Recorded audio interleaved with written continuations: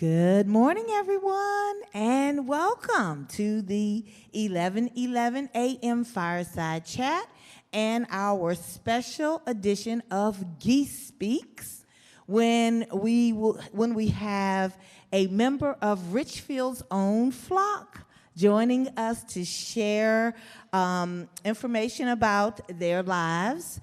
And today, I am happy to welcome a thrilling resident from Richfield Lake Retreat, Mr. David Snow. He is here to talk about many of his adventures in the performance car racing industry as a race car driver and an avid traveler of Route 66, as well as other destinations.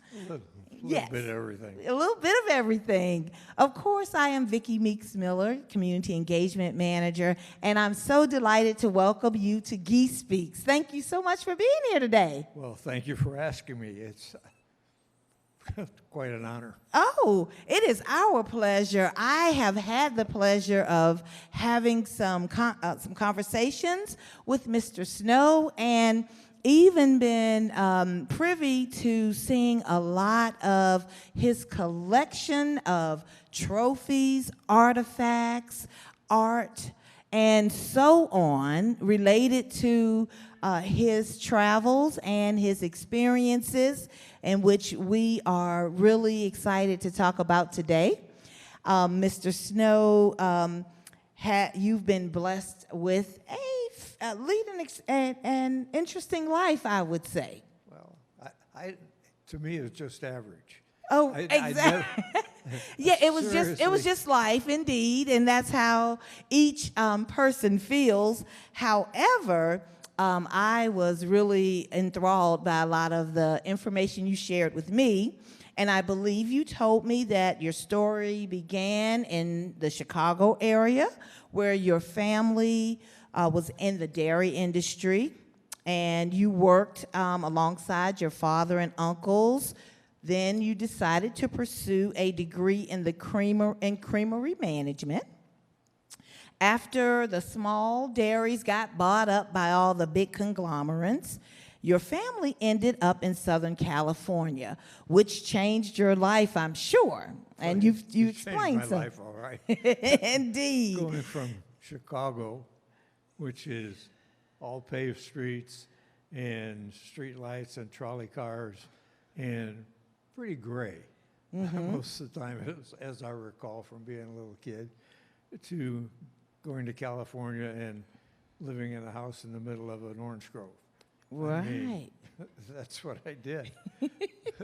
You explained that, and at that time in the 40s, there was nothing there but sort of the orange groves and the entertainment industry. It was movie industry was the biggest thing I heard about. And, okay, I'm 13 years old. I don't know anything about the movies other than to go watch them, which we did when I lived in Chicago. It cost a dime on Saturday morning. Go to the movie. You got a double feature. Ooh. And you get popcorn for a nickel a bag. Wow. But yeah, wow. But the move to California, my dad got a job back there making ice cream, which the dairies out there, everybody made a little bit of ice cream, but and nobody made a lot. And one of the dairies decided to open an actual plant just to make ice cream, and they hired my dad to do it. Mm. And so we moved to California. And the difference was quite a bit, especially for a kid. Yes. What do I know about movies? And that's all everybody was interested in. In high school, which I would have been in 8th grade in Chicago. I go to California, and they put me in high school. Okay. So there's a little gap in there somehow or other, and I never understood that real well. But the whole climate was so different. I mean, everybody had your normal English and math and things like that, but all the, so to speak, optional courses you could take at the high school were something related to the big industry. The film industry, huh? It was sort of bad because I didn't know anything about it, and I thought it was very strange. I mean, what would I need to know about drama and theater arts and speech and dance and things like this? Right. I mean, that's a totally different world. Yes. And you said all of your classmates wanted to be in the film industry, and you knew some starlets, didn't you?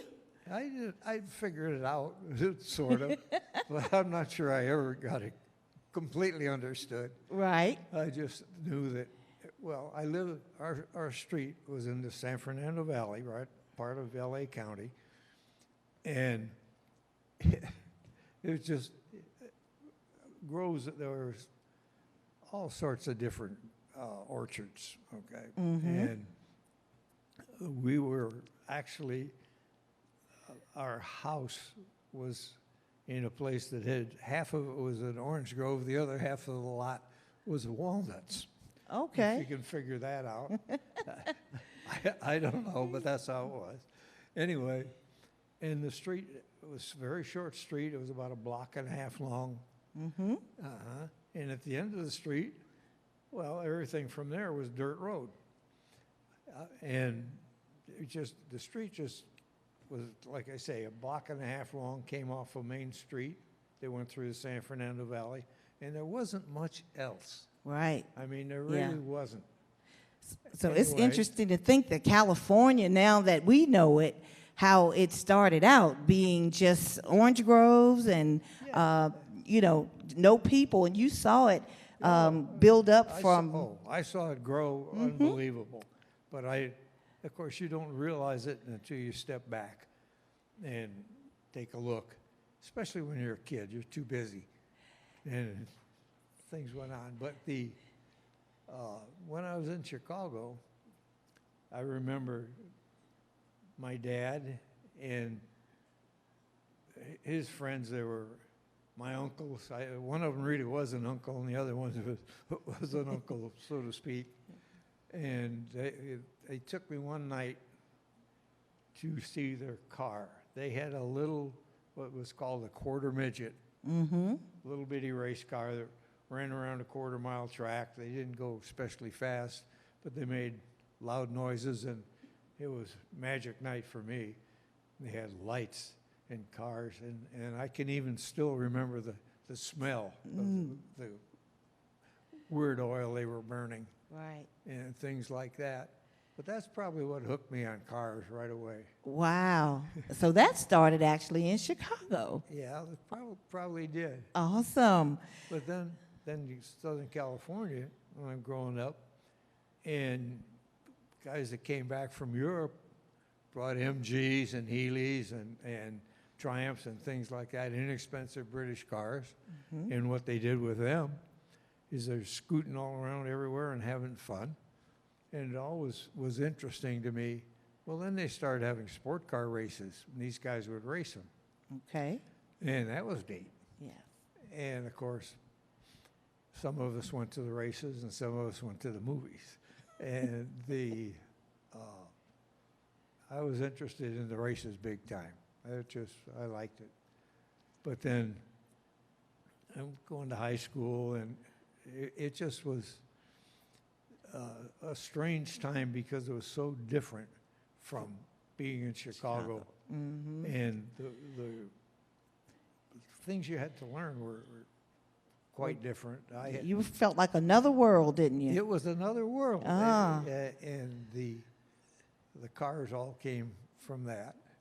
So tell us about your first car that you owned. I understand you ended up going to work in a factory, and that afforded you the opportunity to buy your first car. Yeah, well, what actually happened in proper order is I get out of high school and then I go to work in the dairy industry for my dad. whole family was in it forever and knows that.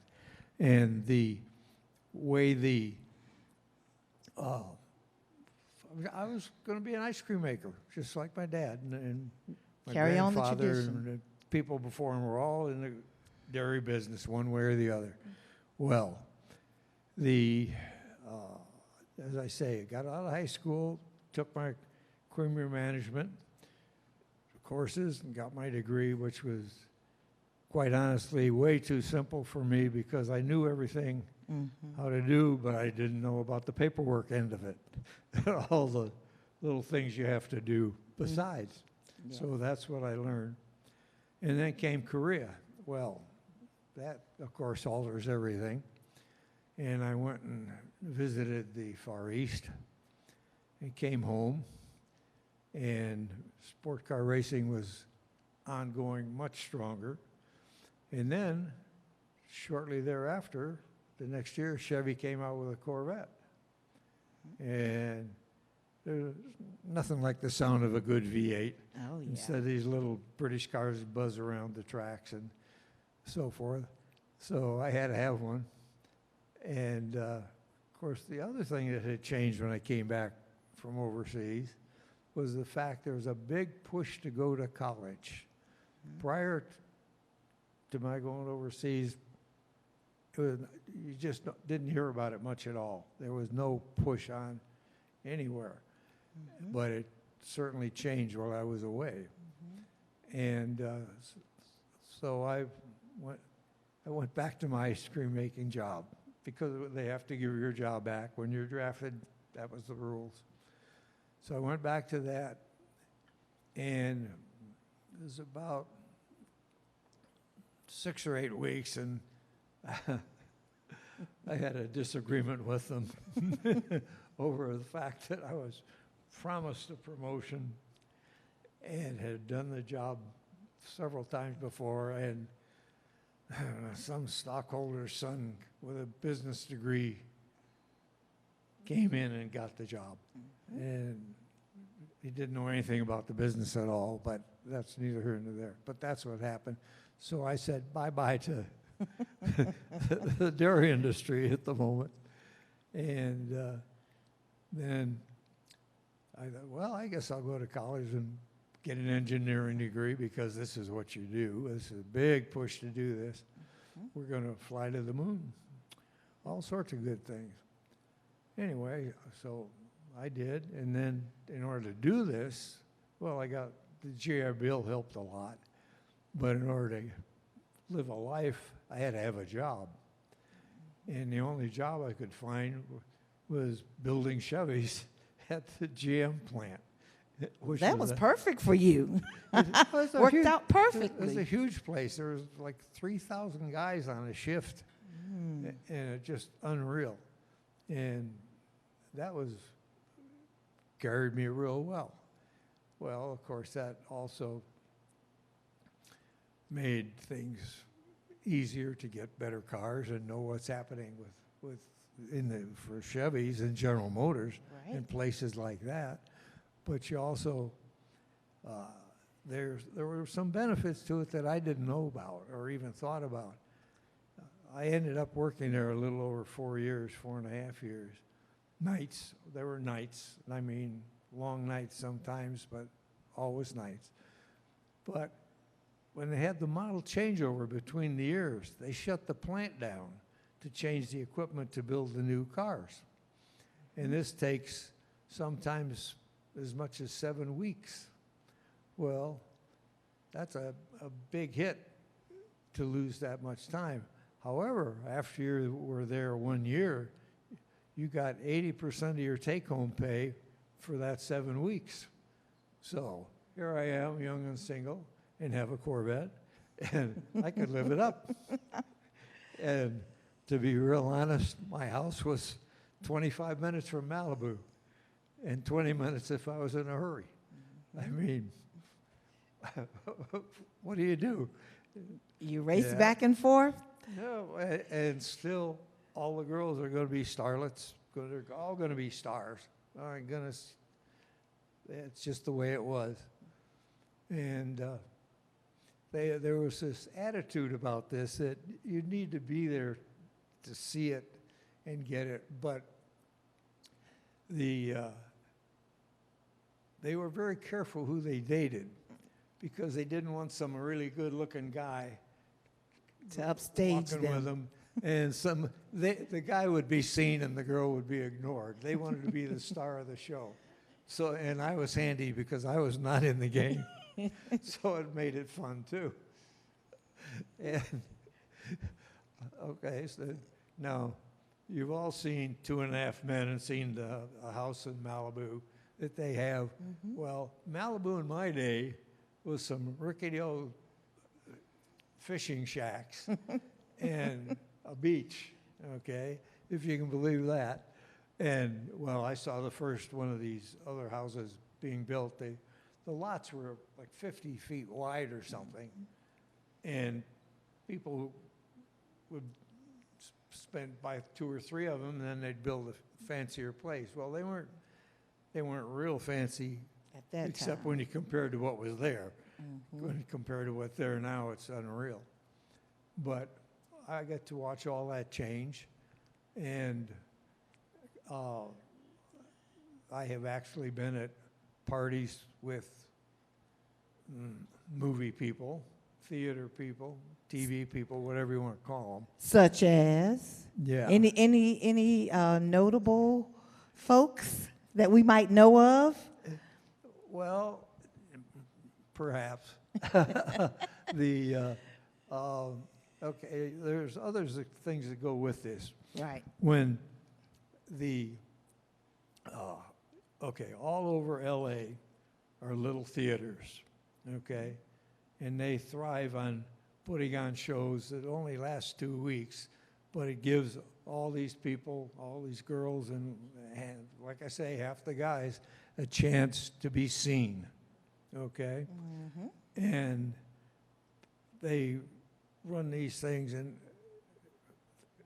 there's 1 million of them, and I must have gone to 100 or more, well, probably more than that, Mm-hmm.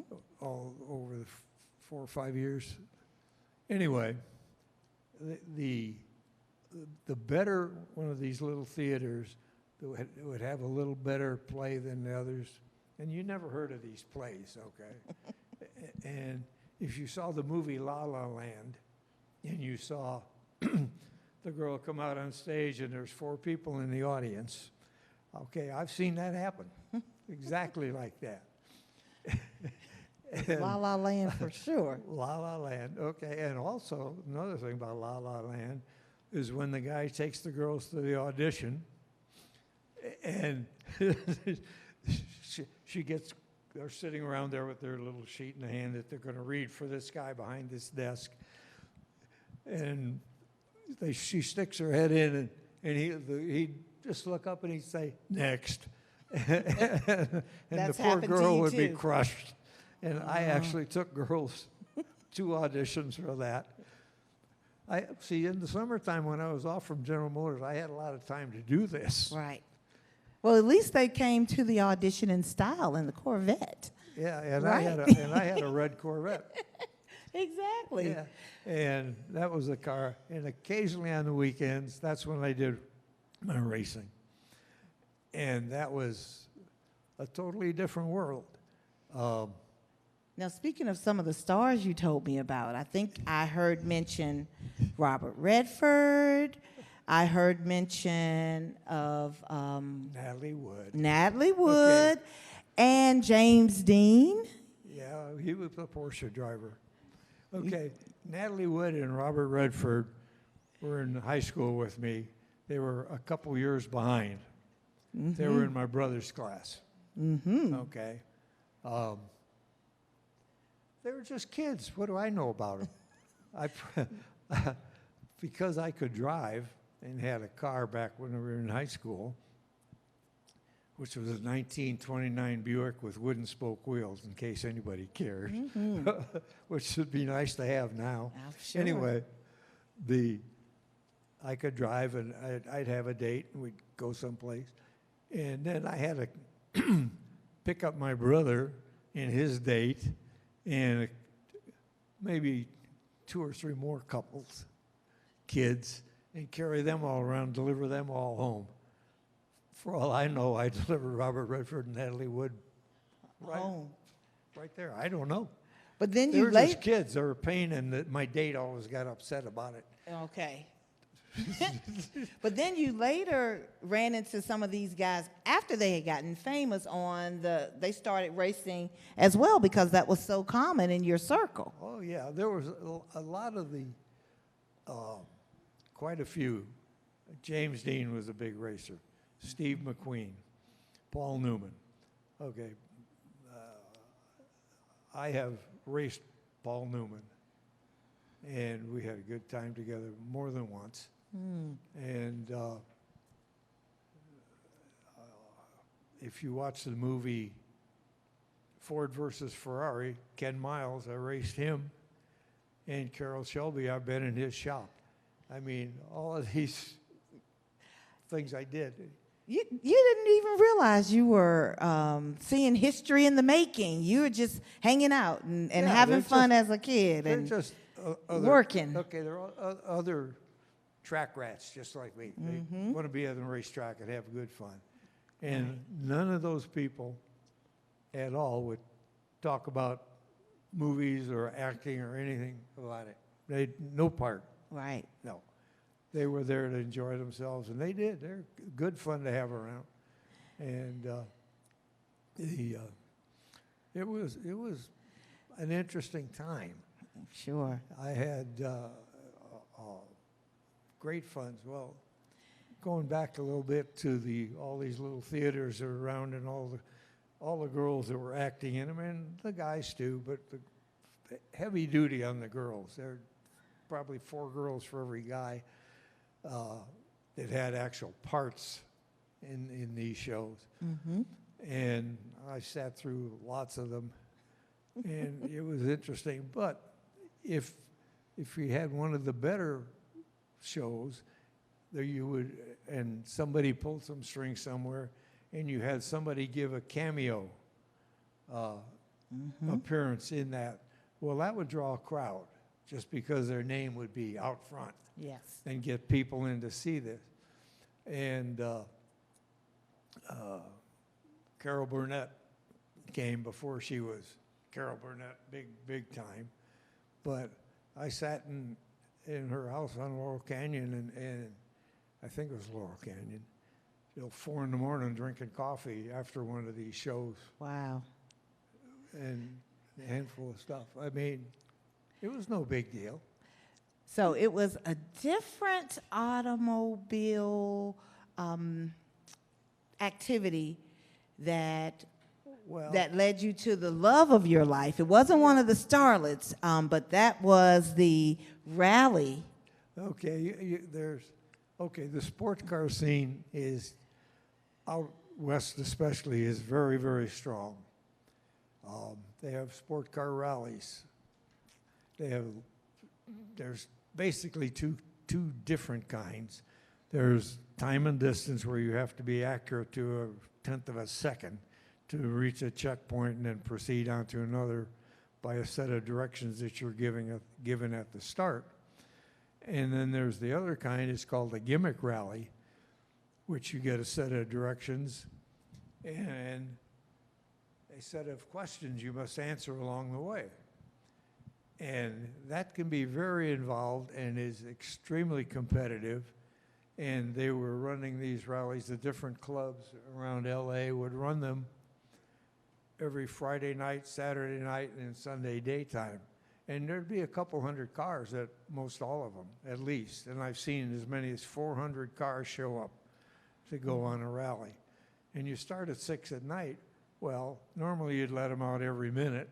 Well, when you get that many cars, you let them out every 20 seconds. And it gets very competitive. And it was a lot of fun. You meet a lot of neat people. And you met a lot of people that were in the movie, TV industry. At the time, there was a group, I can't recall the name, Nielsen had a song called Short People. It was big, big hit. Well, he and his drummer were rallying with us regular. And I'm trying to think who else. Quite a few. The cast from, the TV show, 12 O'Clock High. They had a couple of cars that they competed against each other. Right. Just to see how they do and things. So would you describe a rally as like a little scavenger hunt? Like you had to find different places, or Oh yeah, okay. Your instructions weren't always exactly clear. They were designed to keep you on your toes, and it was so simple. The one rule that you must follow is don't follow the car in front of you. You don't know whether he's right or not.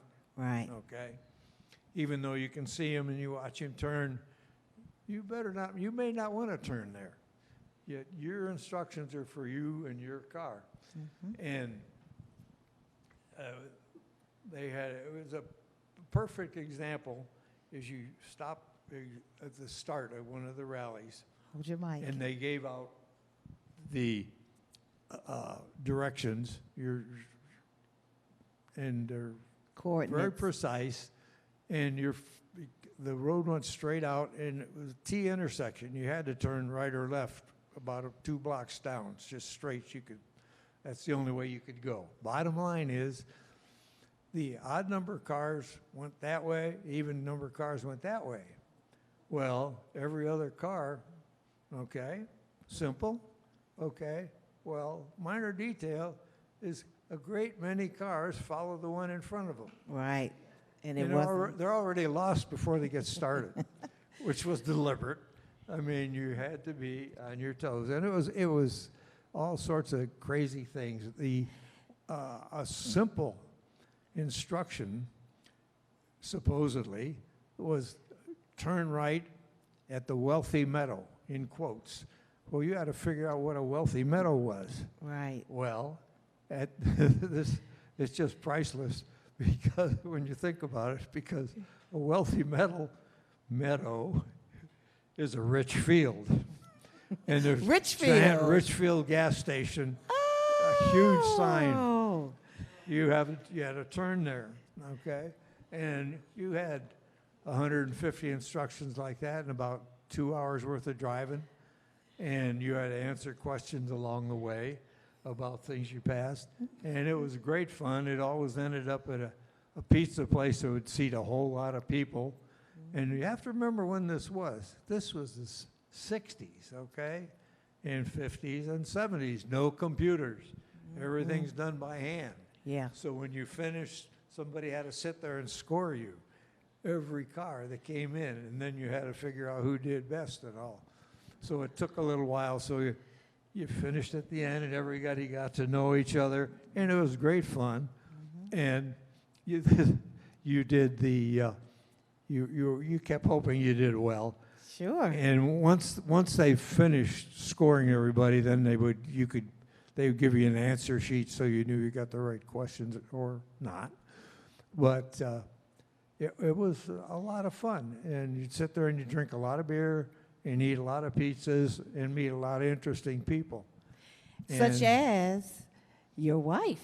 That's where That's where I met my wife. Because she was a very good navigator, and you all kind of Yeah, my wife was a superior navigator. Okay. And she was very beautiful too. She was looked like a starlet as well. My wife was very sharp at this stuff, okay, which is a great thing. But I met her on a rally. She came with some other guy who was a movie star in training. So I guess that's the best way to say it. And he was he was a big guy. Must have been 6'3" or 4" anyway. And all the girls looked at him, oh boy. But anyway, that's where I met my wife. And we went on from there. But it's something that doesn't go on this coast, and I don't know whether last I heard it was still going on, Southern California. But one year, well, there's a championship. There's rallies every weekend, but the sanctioning body, the Southern California Council of Sport Car Clubs, put the whole thing together. They made the basic rules and so forth. But they had a championship, and one rally a month counted for points, and it was more difficult than normal, always. And you could count the best 10 rallies for your year. And they gave you 2 to throw away in case of vacation, or if your movie kept you busy and you couldn't do it, or whatever it was. So it was a pretty fair deal. And the one year Chrysler sent their factory team to run, and that made it more interesting, though they were very low key, and nobody knew they were there until afterwards. They were sort of much in disguise, but they were not competitive. And in fact, my wife and I won the championship one of those years. Wow, you beat out Chrysler? We beat out everybody. And a lot of it was luck, because in the last rally of the year, and we were going to count it for sure because we'd already thrown away 2. But the competition, there was at least 3 other cars that could win it. We didn't have a runaway or anything like that. Wow. And it was a lot of fun. Wow. And we did, and it was, half of it, like I say, were movie people.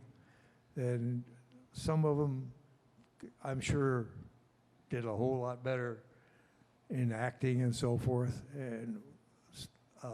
And they're different fields. A lot of the guys turned to be cameramen or soundmen, or occasionally directors and things.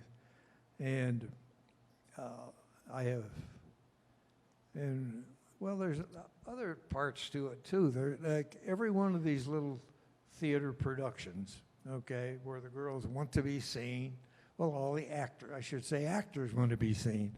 Anyway, when they have this, there's always a party at the end, a closing night party, and it's always at somebody's house. And sometimes it's at, if that party happened to have a cameo by somebody, it was at their house. And everybody saw Star Trek. George Takei, I've been to his house for a party. Oh, wow. Okay. And I forgot that. I hadn't thought of it in a you long had time. mentioned that one to me. But, I mean, that was just part of what we did. That was part of my life then. Right. And then I got more and more into cars. And that's what I wanted to ask you about next, especially your local experience. Now, you ran a business here. I had, my wife had a tough time with the smog in LA, and we had to move to Phoenix. And I moved to Phoenix, and I got a job. And then there was this little race car shop that was failing, and I bought half of it, and we did real well. We turned Porsches and Corvettes from being street machines to being track cars, which is very interesting because you need to know where the owner is going to race the car, so you build it to the specifications of that sanctioning body. And there was a lot different at the time. Sure. It has eased up a lot. There's fewer now that you have to worry about. Right. But it was, and it was a great time. And at that time, well, I had to give up racing long before this because I amazingly had kids. And that sort of slows down. Yeah, it changes everything, doesn't it? Professional racing, unless you have a bucket of money. Right. Because it's it's just too difficult. But It you was for me. trained other drivers as well, didn't you? Did you train? Did you train race car drivers? Oh, yeah. So that was just as exciting. Yeah, you meet a lot of racers, and you get to do things that people don't think of. But one of the best things I did is along the way, when I couldn't race, I could run time trials, which are, to me, more difficult than racing. Time trial, you have to run around the racetrack as fast as you can go against the clock. You can't see the clock, so you don't know how well you're doing. And of course, the other guys in your class, they're watching that timer run, click, click, click, back at the start line, but you don't know. So, and you run a racetrack just like any of them. A lot of those racetracks are gone now that I raced on. Riverside, Ontario, good examples. They're great tracks, but long gone. Long gone. Anyway, I could run time trials and ran time trials, which brought business to my shop in Phoenix. It was really good. But that was a lot of fun. And I honestly won more than my share for a while there. Wow. Just did it right. But the other thing I picked up at the same time, in 1974, I got my instructor's permit to teach high-speed driving. Wow. And I just gave that up a couple years back. And I was on the track. I was driving on the track here at VIR 3 years ago. Oh, wow. Still. Now I can't do it because I can't see, guys. And I can't hear either, as you can tell. Now, I think you mentioned that your wife's family, having family in this area, brought you to this area. Yeah, that's what. And you opened up a business here, amongst other things. You worked as a service manager at several different places where he mentioned that that's where the money is the service. It's not buying the cars, it's servicing those cars. I had a business here. Well, but we moved here because my wife's family moved here. Phoenix, honestly, was becoming another LA. And the Valley of the Sun started collecting smog too, so we needed to move. And my wife's family, my wife was from this area, just down in Tennessee. And her family, her mom and dad moved here to Stanton. And we ended up moving here to Salem. That was a while back. And when I got here, there was Old Dominion Sport Car Club was active, and that's about it. Well, the big club in the whole country is Sport Car Club of America. So myself and several other friends started the local region of Sport Car Club of America. So we were charter members of that, my wife and I. And then we did the same thing with the Porsche Club, which is a lot bigger than here than people know. There's about 160 members. And it's a lot of fun. They're neat people. Everybody has something in common with the cars. Right. And you go from there. And you make lifelong friends. Speaking of lifelong friends, you told me a story about one time when you were in Paris, just strolling around with your wife, and then someone says, "Hey, David." You're thinking, I'm in Paris, and somebody's calling my name? That's right. Okay. When this happened, we were walking down the street in London, England. Okay. London. Believe it or not, it's one of these foggy nights with the British street lights and fog coming in or going away, I don't remember which. And we're walking to dinner, and someone calls my name. And it's a fella I used to race with in California. He and his wife were on the other side of the road. That isn't How do you figure that? Lifelong friends, indeed. You Oh, can yeah. when we you had a great time. you meet so And- many people, you can go anywhere and find a friend. Yeah, well, the same thing happened to me in Portland, Oregon. We were up there on vacation.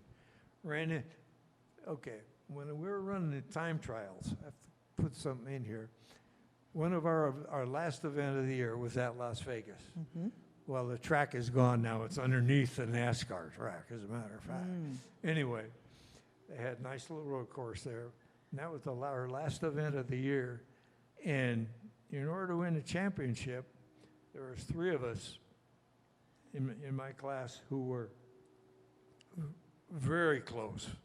I mean, any one of us, whoever did the best was going to win the trophy for the year, which at that time was a big deal. And anyhow, that was sort of terrible. I had a new set of race tires on my car, and in practice on Saturday, I blew one. Oh. We try and buy a race tire in Las Vegas on a weekend or anytime. I mean, forget it. Forget about it. My biggest competitor had a spare set of brand new tires mounted on wheels because our cars were the same kind of cars, and he lent me that set. Wow. Okay, and turns out I won. But I mean, okay, this was the guy who in Portland, Oregon, said, "Hi, Dave." Such a I mean, out of close-knit nowhere. group. I mean, it's just great people. The camaraderie was unbelievable. Yes. And they're all great friends today. I keep in touch, and it's just fun. That's awesome. We have lost some, of course, as time goes by. And it just was, it was a great thing for me. I enjoyed the heck out of it all. I didn't realize, I just thought everybody was about the same, did their own thing. But I was having fun at it, and more fun than I knew about. Nobody said different, so how do I know? But it was great. And then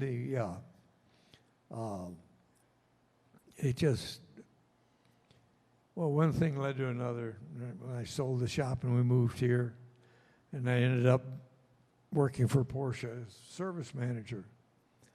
And that was interesting too. I got to go places with that.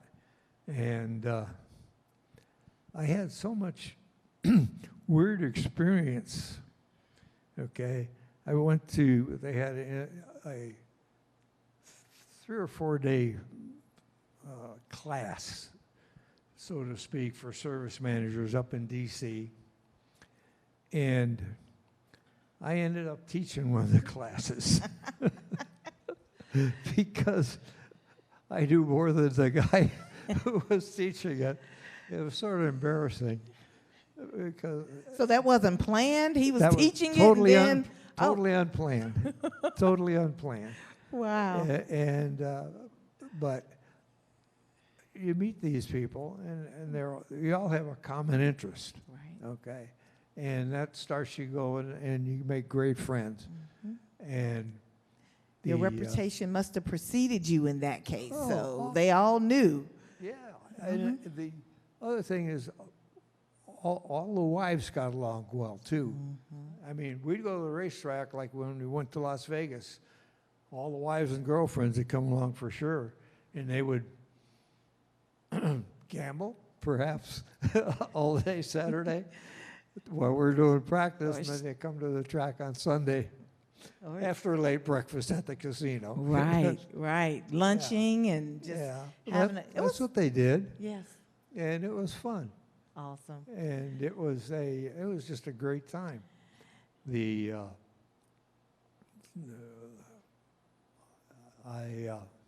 I miss it. I can't say I don't. I do miss it. It's just the whole package of people are, of course, the most important. Well, you did find another hobby to kind of fill in the Yeah. gap, and that's traveling Route 66. Yeah, I have two other passions, Route 66 and Yellowstone's the other one. Okay, And, okay. but Route 66, that's a different world. Mm. It's my granddaughter and I lost my wife in 2011. 2011. And the next year I decided, my wife and I had talked about it, and we were going to do this. We just hadn't gotten around to it yet. But I told the family I'm going to go do it. Well, my granddaughter, who was 28, I think, said she wanted to go too. So we went, and we did Route 66 from Lakeshore Drive and Adams Street. Adams is 66 westbound, all the way to Santa Monica and the pier. So in you told LA. me it starts in that's Illinois. You start in Chicago, Illinois. Okay. Right. And you follow 66. Well, there's maps, because when they built Interstate 40, the government quit funding Route 66. They forgot it, okay? Well, everything's still there. Well, not everything's still there. But some of it is on private property, okay? And some of it is in pretty bad disrepair, and others is used daily.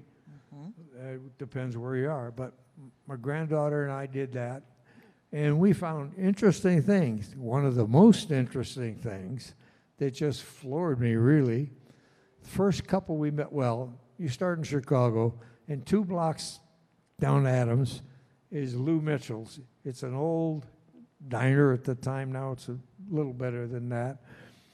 You go in there and you have to have coffee for breakfast, and then you can go on the trip. That's part of the routine you're supposed to do. It's just fun. First couple we met there were from London, England, on their honeymoon. They rented a car to drive Route 66, which I thought was pretty interesting, but pretty weird. Well, later on the trip, we saw lots of people, lots of them, in fact, most of them from other countries. I asked a lady from Denmark, okay, how in the world did you ever hear about Route 66? And she looked at me like I'm strange. Everybody knows about Route 66, most famous road in the whole world, but we learned about it in school. Wow, and we don't. And we're right here, and we don't learn about it. And the reason they learned about it in school is because it made such a huge change in this country. Right. It was the first paved road anywhere, and there's a whole history on that that's in my head, and I can talk an hour on that. But basically, in the first place, it was supposed to be a paved road from Newport News to Long Beach in California. That the military wanted in case of a war, we could move things fast, no winter to worry about down south and everything. Well, 4 years later, Congress decided, okay, but we made it from Chicago to LA instead. Don't ask me why, but ask Congress. And there's lots of history about that. But Route 66 is just an absolute fascinating place. The people you meet that have been there forever, and the roadside attractions are what they were called. Everybody thinks you get on 66 and you go like mad to Chicago, from Chicago to LA. That's not really what happened. 66 went places, okay? And there were these roadside attractions that you could stop at and spend a weekend and then go home again, things like this. Lots and lots of them. And they were right off 66. Some of them were pretty far off. Two of the big stops, of course, Las Vegas and the Grand Canyon. They're easily drivable off 66 to get to those. But they had just all sorts of interesting things. People in Oklahoma, there's a park where some guy built totem poles for each of the Indian tribes in Oklahoma, which is an interesting place to see. But why he would do this, I have no idea. He was not Native American, so who knows? Yeah. But and then there's another, and I'm trying to remember what state it's in. A huge blue whale that some guy made, painted it bright blue. There's a lake there, a small lake in a picnic area, and you can go there and spend the weekend camping and walk around the lake and what have you back in the day. And it's still there. Okay. And there's a barn that's round right on 66 to see. And then you get out west, and 66 goes through Painted Desert, okay? Goes through the Petrified Forest, national parks, okay? Right through them. All It's different part terrain. of it, different places everywhere. You really did get your kicks on Route 66. I can tell. It's a different world. Well, my granddaughter and I, we played the game all the way. We did. We stayed in the very first Holiday Inn there ever was, which is not a Holiday Inn anymore. It belongs to somebody else. And that's an involved story, too. But we stayed in the wigwams you've seen on TV that they show as motels. We stayed in those. They're 1950s all the way. We stayed in the Wagon Wheel Motel in Cuba, Missouri, which was 79 years old then. And it's typical 1950s stuff.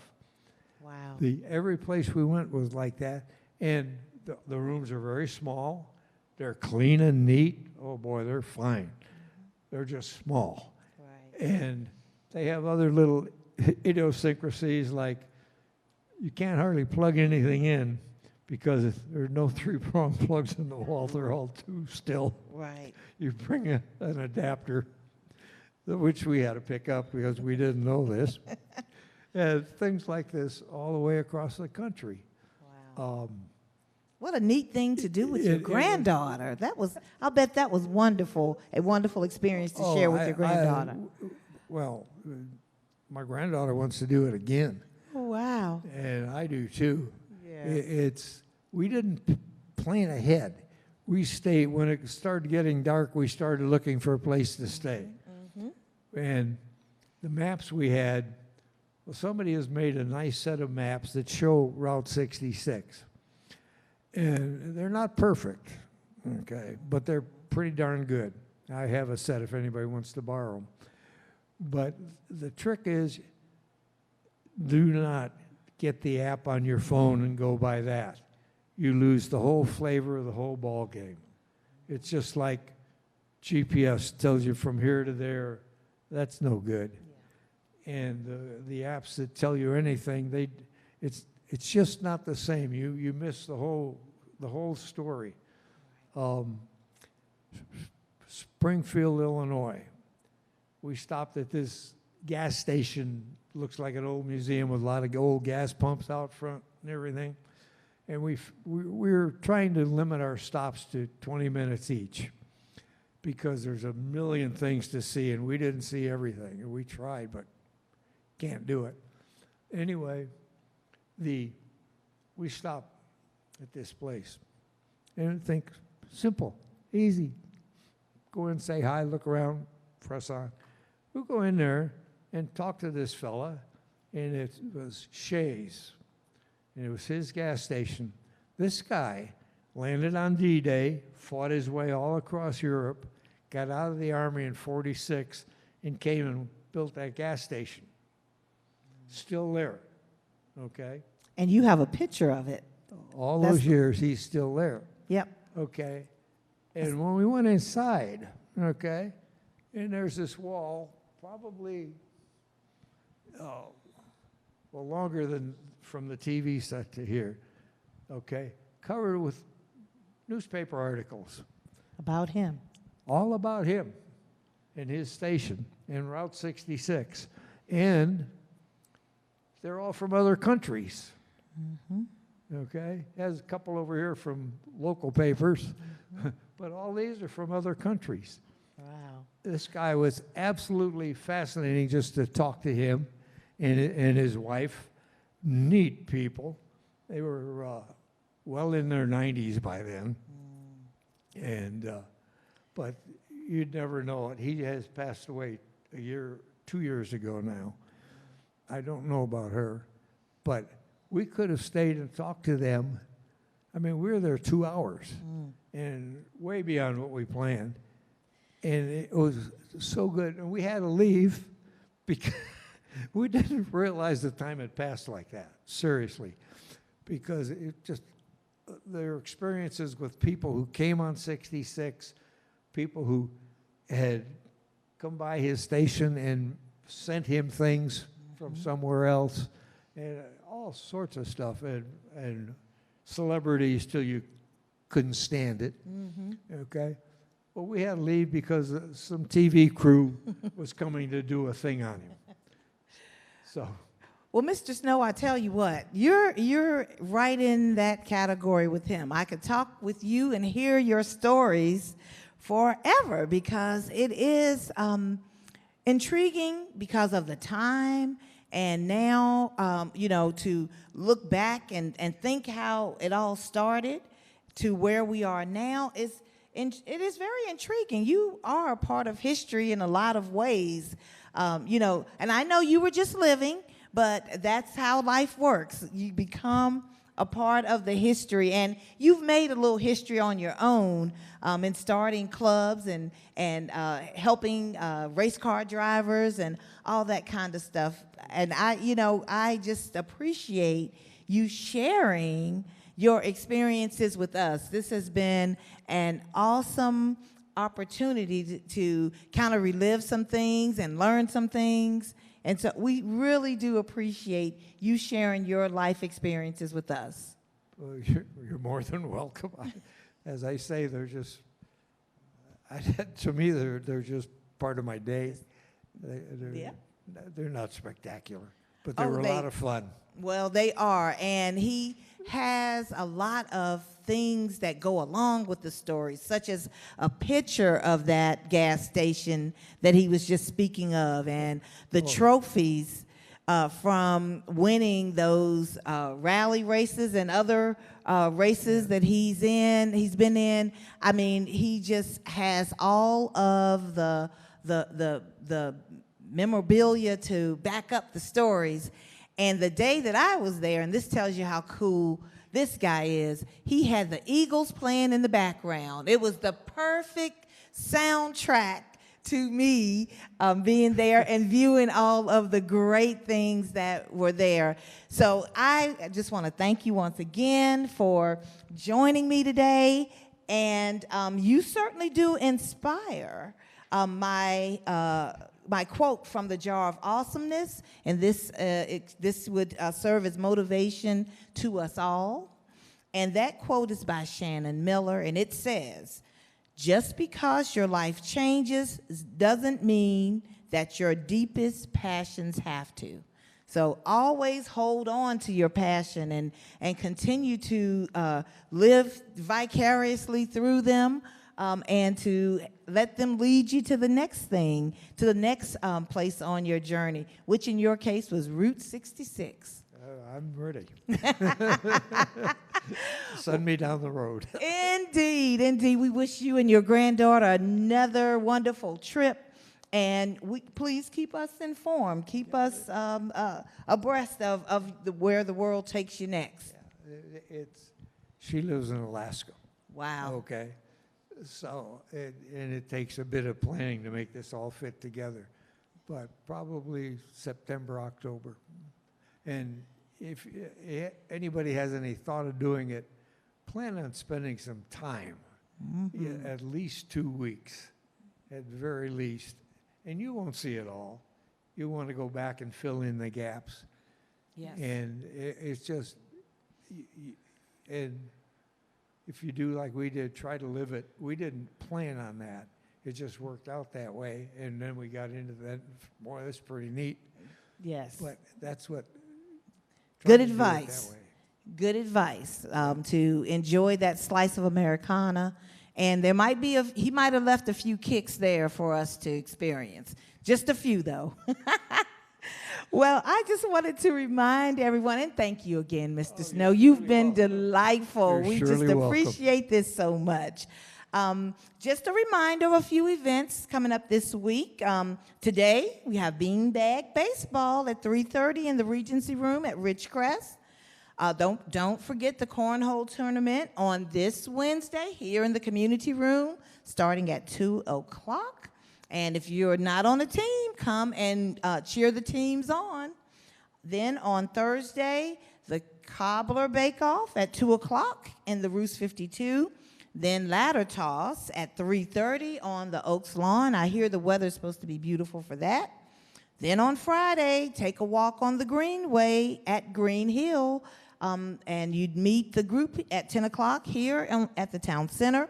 Chaplain Gary continues his special Friday edition of the 11:11 a.m. Fireside Chat. And then those celebrating birthdays here in April, the monthly birthday party will be at 2 o'clock p.m.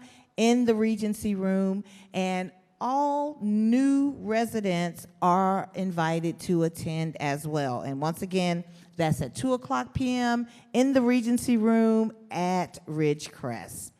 Don't forget to consult Well Nested for all of these and other events happening this week, as well as your calendars, and get out there and have a good time. Thank you all so much for joining us for Geese Speaks. We look forward to next month's guest, who will be Mr. Jim Dillon, who will be speaking on his recent passion, which is the Resident Advisory Council, and more. So thank you all so much for joining us, those in the studio, those at home, and we hope you'll have a wonderful week and a blessed Monday. Bye-bye.